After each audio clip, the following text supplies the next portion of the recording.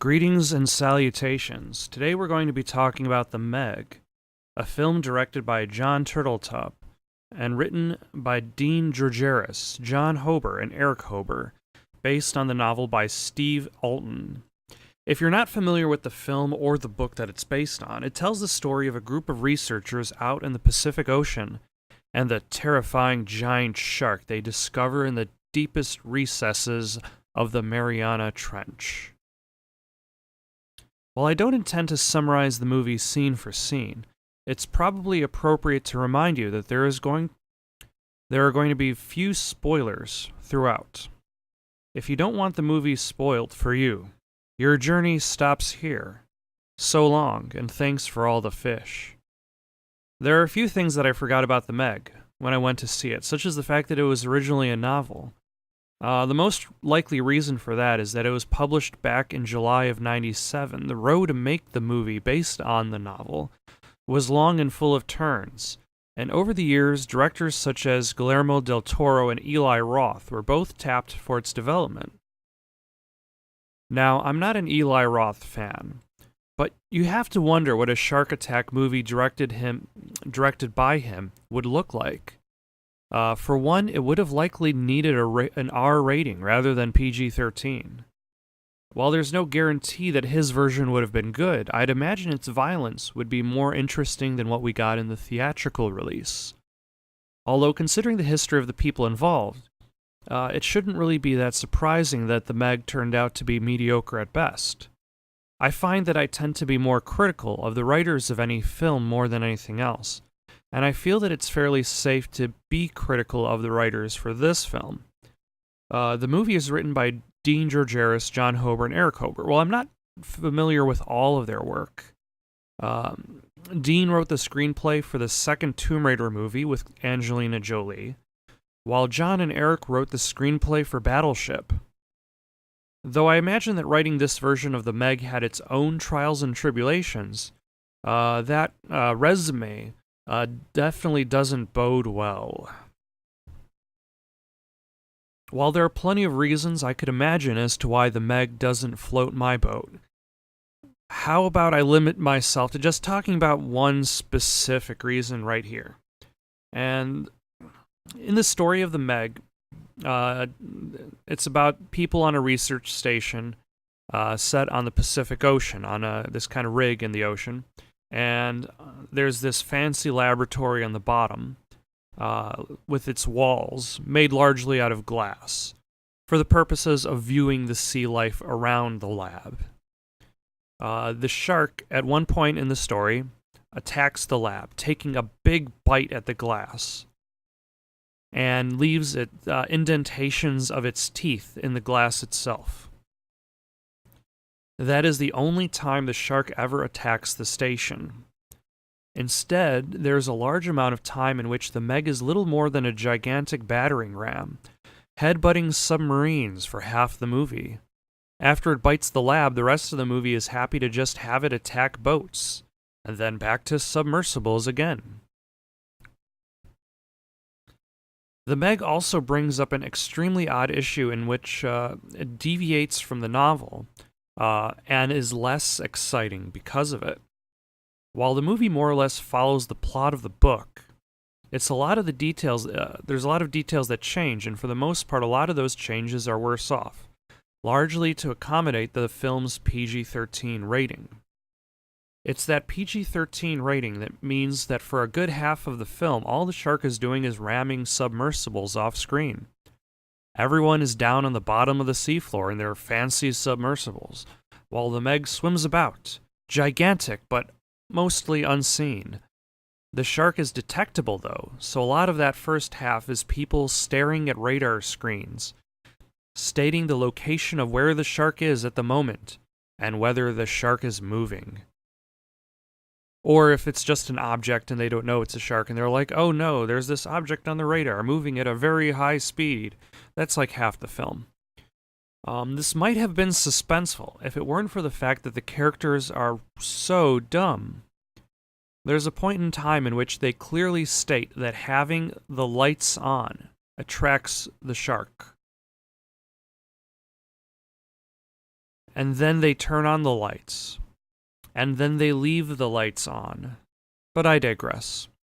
The PG-13 rating also means that the Meg never bites any people in the film. It bites other fish. There is some implied chomping. But most of the time, this means that the shark is more swallowing people into its giant maw than it is eating. Now, it may sound like I'm criticizing the movie for a lack of blood, which for a shark movie I think might be a fair criticism. If there's anything I've learned about sharks, is the more blood in the water, the better. Rather, consider the movie Saw 3. If you haven't seen Saw 3, don't. It is awful. But for the purposes of example, consider the violence in Saw 3. The story progresses as main character Jeff is proceeding from one room to the next, greeting the people surrounding the death of his son, leading him to the man who actually ran over his son in a drunken car accident. Every confrontation Jeff has with these people is the same. Jeff finds someone locked up in a horrible death trap. Jeff yells at them for screwing over his son. The trap activates. Jeff realizes that someone shouldn't die like that. Because, for the most part, most of the horrible traps Jigsaw uses are extreme, to say the least. Jeff tries to save them, and then he fails. They die. He does manage to save one person, except then they just die like a room later. The point I'm trying to make is that in Saw 3 and movies like that, there is little room for injury. There's a scene in Saw 3 where one of Jigsaw's victims is strapped to a machine that is going to twist his arms, legs, and then neck around, effectively breaking the man's limbs first before killing him. Once the trap begins, however, you know that he's not going to survive. Characters in this world have a binary state. They are either alive or they are dead. But imagine if they had the capacity of being injured. What if the guy's legs got mangled up, but he survived the trap, meaning that Jeff would have to actively protect his son's killer? As a character, that would mean that he would begin his journey feeling that the man deserves only the worst for killing his son, only to realize that his own humanity prevents him from encouraging the suffering of others.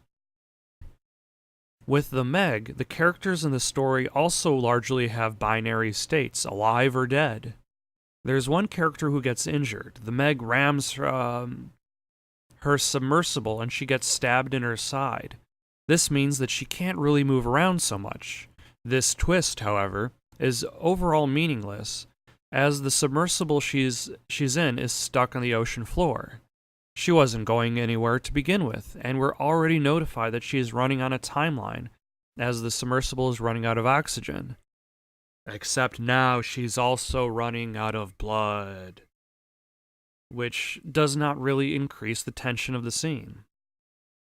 Otherwise, characters in submersibles that do die know that they're going to die before it happens. If there's a character in the water and they're going to die, you know they're going to die long before it happens. The Meg is like a poor boxer, telegraphing its attacks far ahead of time, and then its victim is gone. Because there's no capability for someone to be attacked by the Meg and live, this means that it's a little easier to determine who is invincible and who isn't. It breaks the tension. After watching the Meg, I find myself wondering, though, could it have been really good? Did it need to be campy, or could they have made a serious, exciting movie about a prehistoric fish? Here are my suggestions for what could have made the Meg not suck. Idea 1. The writers could have read the novel. There is so much in the book that is way cooler than what happens in the movie, and sometimes is even more over the top than what actually happens. I'm not going to go through everything, but consider this part. In the movie, there is an explanation as to how the Meg escapes from the bottom of the ocean floor. The Meg, which was formerly locked within some cold layer at the bottom of the Mariana Trench, was able to escape after submersibles passed through that layer. Heat from below the layer passes through, giving the Meg an opportunity to escape. The characters watching sonar detection or something, the characters discuss the amount of heat that passes through the cold layer and how that would be enough for a Meg to pass through. In the case of the movie, the two megalodons that turn out to be a problem in the story escape at the same time via that temporary escaping heat. In the book, the sub is attached to a boat on the surface. The sub gets reeled in by the boat, and the Meg has latched onto the sub, which is already more interesting than not seeing the Meg at all. The second bit of that story is the second Meg manages to pass through at the same time by biting onto the first Meg, and manages to get through the cold layer under the protective layer of heat from the first Meg's blood. Idea number 2. Jaws 3. Earlier I mentioned that the Meg attacks the lab once, and that's it. If the writers of the screenplay just wanted to use the novel as inspiration, they could have borrowed more from Jaws 3, specifically the underwater lab. There could have been more to the lab itself, along with characters in danger due to the lab flooding.